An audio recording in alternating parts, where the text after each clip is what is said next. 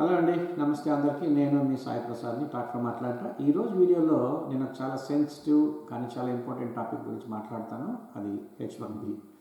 So current H1B status holders అంటే present H1B holders status అసలు ఏం జరుగుతుంది, ఏంటి నంబర్స్ చూద్దాం, రూమర్స్ కాదు.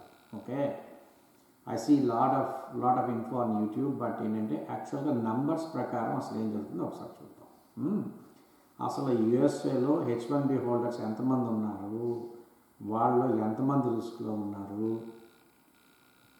అసలు రిస్క్ ఎవరికి లేదు అనేది ఒక షార్ట్ వీడియోలో చూద్దాం. ఇది ఒక ఫియర్ మాంగరింగ్ అయితే కాదు, వీడియో అయితే కాదు, అందుకోసం నేను చేయట్లేదు. But just give a proper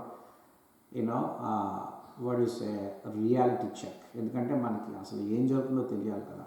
నాకు చాలామంది H1B హోల్డర్స్ తాలూకా పేరెంట్స్ ఇండియా నుంచి కాల్ చేస్తున్నారు. మా అబ్బాయి H1 మీద ఉన్నాడు, ఏమైనా జరుగుతుందా, మా అమ్మాయి H1B మీద ఉంది, ఏమైనా జరుగుతుందా అంటే ఇక్కడ నేను క్లియర్గా కొన్ని రిస్క్ లెవెల్స్ నేను ఎక్స్ప్లెయిన్ చేస్తాను. ఈ ఏ రిస్క్ లెవెల్లో మీ అబ్బాయి అమ్మాయి వస్తారో చూసుకోండి, దాన్ని బట్టి you just prepare. Okay, so as of today December 2025 total యూఎస్లో ఉన్న టోటల్ యాక్టివ్ H1B వీసాస్ 730,000, అంటే 7,30,000. ఈ ఓన్లీ H1B. ఇంకా మనం వాళ్ళకి ఫ్యామిలీ మెంబర్స్ని యాడ్ చేసామనుకోండి, విచ్ వి కాల్ డిపెండెంట్స్ అంటాము, వాళ్ళకి H4 వీసా ఇస్తారు. వాళ్ళందరూ కలిపి 13 లక్షల మంది ఉన్నారు మొత్తం. ఇది ఎగ్జాక్ట్ నెంబర్ అయితే కాదు, but very close to exact number. ఎందుకంటే గవర్నమెంట్ ఎగ్జాక్ట్ నెంబర్ ఎప్పుడు చెప్పదు, కానీ online resources, data resources, USCIS, DHS ఈ ట్రెండ్స్ బట్టి నాకు తెలిసింది ఏంటంటే అరౌండ్ 7.3 lakh యాక్టివ్ వీసాస్ ఉన్నారు. ఓకే, ఇంకోటి ఇప్పుడు ట్రబుల్ గురించి చూద్దాం. అసలు ట్రబుల్ అంటే ఏంటి అంటే రిస్క్. కరెంట్ H1Bకి ఎలాంటి రిస్క్లు ఉన్నాయంటే, ఒకటి జాబ్ లాస్ అంటే ఉద్యోగం పోవటం, రెండోది బెంచ్ రిస్క్, అప్పుడు జాబ్ లాస్ అయిపోతే బెంచ్ మీద ఉంటారు. ఈ 60 days గ్రేస్ పీరియడ్ ఉంటుంది. ఈ 60 days లోపల బెంచ్ మీద అంటే they will be searching for new job. ఇంకోటి ఎక్స్టెన్షన్ డినైల్. ఎందుకంటే H1B ఎక్స్పైర్ అయిపోతుంది అనుకోండి, రెన్యూకి పంపిస్తారు, అప్పుడు ఎక్స్టెన్షన్ డినైల్ చేయొచ్చు. It's very high risk. Next RFE, request for evidence, అంటే యాక్టివ్గా H1B ఉన్నా, జాబ్ చేస్తున్నా, out of the blue USCIS ర్యాండమ్గా క్రాస్ చెక్ చేయొచ్చు, RFE పంపించవచ్చు, హై ఛాన్స్. ఎంప్లాయర్ ఫ్రాడ్, ఒకవేళ ఎంప్లాయర్ ఎవరైనా ఫ్రాడ్ దొరికారనుకోండి, ఎంప్లాయర్ కింద ఉన్న ఎంప్లాయీస్ అందరికీ, అంటే ఎంతమంది H1Bలో ఒక 20 to 30 people ఉన్నారనుకోండి, వాళ్ళందరూ తెలిపించాము, వాళ్ళకన్నీ H1Bs పోతాయి. అప్పుడు they will come back in to the grace period of 60 days. either they need to get a new job or they need to leave the country within 60 days. Lay off వల్ల grace period stress, stamping, travel uncertainty, ఇన్ని రిస్కులు ఉన్నాయండి. ఇందులోని అసలు market reality చూద్దాం. Okay, అసలు అంటే market reality అంటే కరెంటు మా యూఎస్లో టెక్ ఇండస్ట్రీలో ఏం జరుగుతుంది. నంబర్స్ ప్రకారం లాస్ట్ 18 monthsలో 18 నెలల్లో 4 లక్షల లే ఆఫ్లు అయ్యాయి టెక్ ఇండస్ట్రీలో. అంటే 4 లక్షల techie people loss the jobs. ఇందులోని అంటే 4 లక్షల మంది అంటే మరి ఇందులో కొన్ని వేల మంది H1Bs ఉంటారు కదా. సో వాళ్ళందరూ రిస్క్ జోన్లోకి వచ్చారు. మనం ఈ రిస్క్ జోన్లో ఉన్న వాళ్ళని బ్రేక్ డౌన్ చేద్దాం.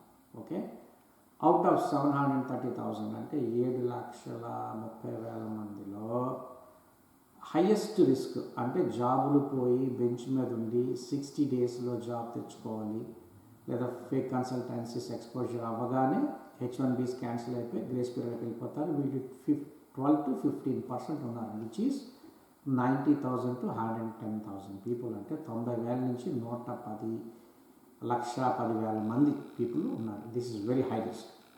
ఓకే, మీడియం రిస్క్ చూద్దాం.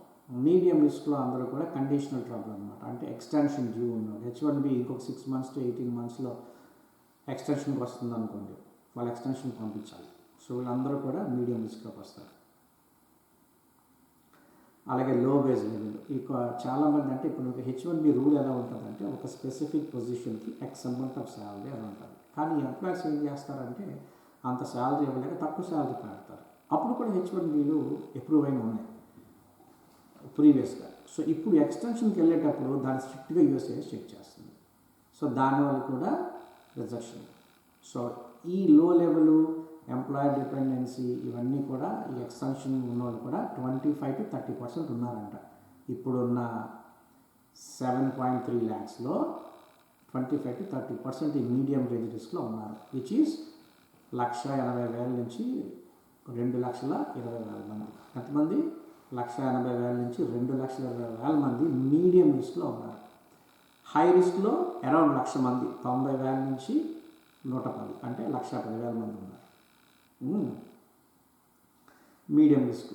ఇంకా లో లెవెల్ రిస్క్ అంటే చెప్తున్నాను కదా, అవుట్ ఆఫ్ ద బ్లూ మీకు ఇది మన ఆర్ఎఫ్ఈ రావచ్చు, లేదా డియూఐ జరగచ్చు. హెచ్వన్బి మీద ఉంటారు, ఏ ఇష్యూస్ లేకపోయినా డ్రంక్ అండర్ ఇన్ఫ్లుయెన్స్ ఇక్కడ మాకు, లేదా ఏదైనా అఫెన్స్ చేయొచ్చు, లేదా ఏదో చేయొచ్చు. సో ఇవన్నీ కూడా ఇప్పుడు పట్టుకుంటున్నారు, అవి లో రిస్క్లో ఉంటాయి.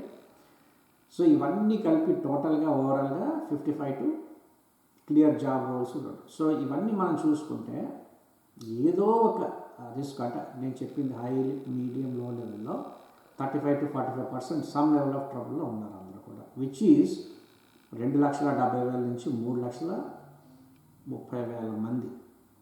అంటే బిట్వీన్ ద హై అండ్ లో 2,70,000 నుంచి 3,30,000 మంది సమ్ సార్ట్ ఆఫ్ నేను ఎక్స్ప్లెయిన్ చేసిన high, medium and low level రిస్క్లో ఉన్నారు. ఇవన్నీ రూమర్స్ అయితే కాదు, these are the exact numbers. Depending on the numbers I'm speaking. Okay, so ఈ ట్రబుల్స్ ఇంకా ఇంక్రీజ్ అవుతాయా అంటే డెఫినెట్గా అవుతాయి. ఎందుకంటే హిస్టరీలో ఎప్పుడూ లేనంత స్క్రూటినీ చేస్తుంది యుఎస్సిఐఎస్. ఎవ్రీ అప్లికేషన్ని చెక్ చేస్తున్నారు, త్వరగా చెక్ చేస్తున్నారు. సో డెఫినెట్గా ఈ రిస్క్ లెవెల్స్ మాత్రం చాలా హైలో ఉంటాయి. ఎంతవరకు ఉంటాయి అంటే చెప్పలేం. ఈ గవర్నమెంట్ ఉన్నంత వరకు ఉండొచ్చు, నెక్స్ట్ గవర్నమెంట్లో ఏమవుతుందో ఎవరికి తెలియదు. అలాగే travel and stamping silent risk ఉంటుంది. చాలామంది ఇండియా ట్రావెల్ చేస్తున్నారు, యూఎస్ఏ స్టాంపింగ్కి వెళ్ళాలి, అక్కడ స్టాంపింగ్ అయితే రిజెక్ట్ చేస్తున్నారు. సో ఈ మధ్యన డినైడ్ కేసెస్ చాలా ఎక్కువ అవుతున్నాయి. సో అది కూడా ఒక రిస్క్ అన్నమాట. అయితే ఒక గుడ్ న్యూస్ ఏంటంటే ఫేక్ కన్సల్టెన్సీస్ ఆల్మోస్ట్ వెళ్ళిపోతాయి, జెన్యూన్ స్కిల్స్ ఉన్నవాళ్ళు బాగా ఉంటారు. అలా అని I'm not saying that H1B is dying, but at the same time H1B ఉన్న వాళ్ళందరూ కూడా సేఫ్ అని మాత్రం చెప్పలేము. డెఫినెట్గా there is some sort of risk. Okay, మీరు కానీ H1Bలో ఉంటే, లేదా కానీ H1B ప్లాన్ చేస్తుంటే ఎంప్లాయర్ బ్యాక్గ్రౌండ్ చెక్ చేయండి, మీ స్కిల్స్ని బాగా ఇంప్రూవ్ చేసుకోండి, బ్యాకప్ ప్లాన్స్ పెట్టుకోండి. ఆల్ H1Bs ఆర్ సేఫ్ అనే మీకు మాత్రం నమ్మద్దు. అలాగే ప్యానిక్ అవసరం లేదు కూడా. You need to have a clear plan B. Okay, so ఓవరాల్గా యూఎస్లో ఇప్పుడున్న H1B హోల్డర్స్ అందరూ కూడా ట్రబుల్లో లేరు. కానీ at the same time trouble లేదు కదా అని ఇగ్నోర్ చేయడానికి కూడా ఏమీ లేదు. ఇది ఈ ఎపిసోడ్లోని. I hope you understand the numbers. మీకు ఎవరైనా ఫ్రెండ్స్, ఫ్యామిలీలో H1B మెంబర్స్ ఎవరైనా యూఎస్లో ఉంటే ఆ ఫ్యామిలీకి వీడియో షేర్ చేయండి, so that they can understand అసలు వాళ్ళు ఏ రెడ్ జోన్లో ఉన్నారో తెలుస్తుంది. వీడియో ఎలా ఉందో నాకు కామెంట్ చేయండి. If you need any specific topic, please comment on the bottom. I'll try to speak in the next episode, and please subscribe and share. Thank you for watching. Nenu Sai Prasadni from Talk from Atlanta.